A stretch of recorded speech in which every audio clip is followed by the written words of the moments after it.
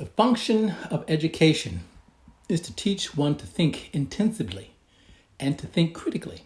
Intelligence plus character. That is the goal of true education. Martin Luther King Jr. Hey, Sanford here, your mind-body connection coach. And welcome to Mental Wealth class.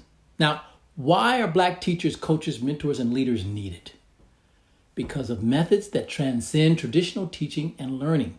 Black male teachers, coaches, mentors, and leaders can provide hope, inspiration, advice, compassion, compassionate listening, and sometimes the tough love that makes the difference in a student's life. It's also important to understand Black and white students are not taught factual history. For example, civil rights was introduced in America in 1964, where Black people were now able to drink out of white people's fountains, use the bathroom, eat in their restaurants, go to their schools, etc. And the voting rights, well, that was brought into effect in 1965. Now we could vote for people who enslaved us, miseducated us, and who for centuries, and still even today, make money off of our music, culture, and trauma.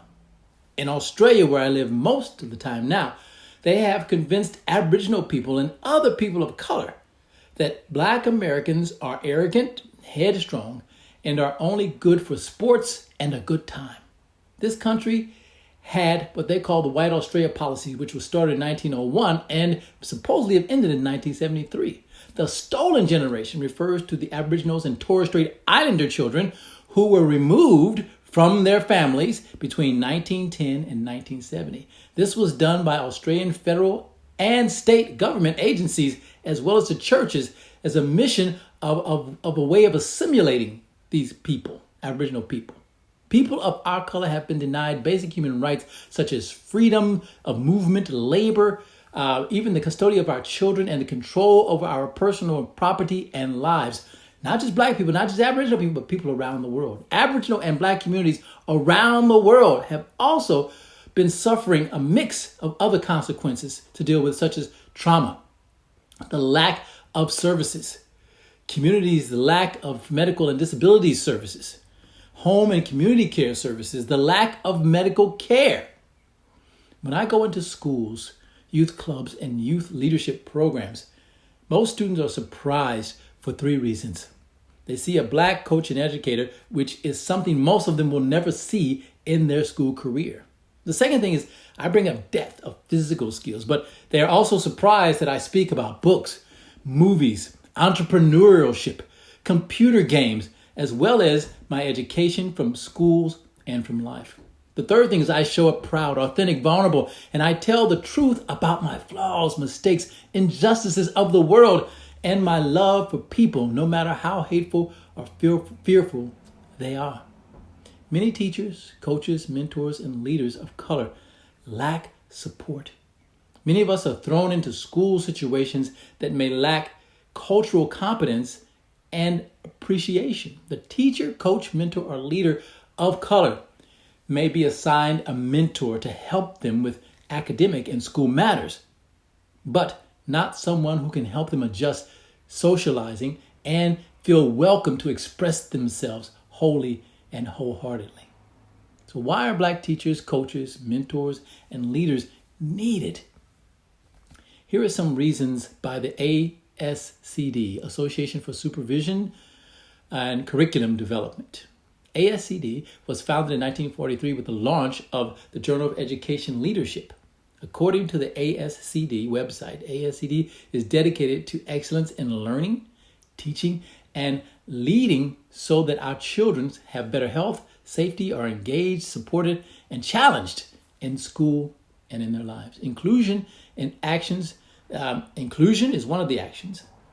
Systematic racism is another thing that Black teachers can bring, because they're willing to talk about it. They're willing to help lean into that uncomfortableness to be able to teach that part of the history and that understanding from a real world perspective, not just a white teacher's perspective or opinion, but the real world of what's going on. Okay, we build a critical mass at school. Leaders need to we have an effective way of improving educational opportunities and demographic changes. If you believe students are capable of less because of gender, culture, or poverty, then the focus of changing that child is on the family, the environment. However, you believe in the children's inherent brilliance, then you also recognize that our systems must be changed. The focus then must shift to schools, teachers, leaders, and the delivery of instruction. Black teachers also invite the silent to speak, understanding and empowering caregivers to talk about what's going on for them. So often they've been shut down. Now they're able to speak, which gives them a voice, and now they feel heard. If they're from another country, another culture, they are wanting to speak because their children are going to these schools and they're coming out with poor grades and disengaged and lots of social misunderstanding. And they're trying to get the best, not only for the white children, but for the black children and all children that are involved in that teacher, that coach, that mentor's life. Okay? They want the best for all students. Okay? Black teachers are prepared to pay the price. The great abolitionist and educator Frederick Douglass once said, "If there is no struggle, there is no progress."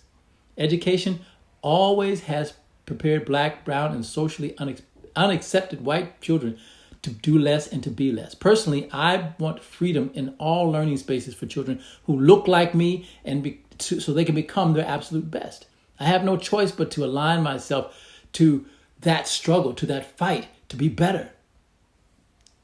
The added burden of social injustice in education makes it tough, and the casualties are many. We are fighting for our children's lives as well as our own lives. That is the price of progress, and I am willing to pay it. Thanks for listening. Talk soon.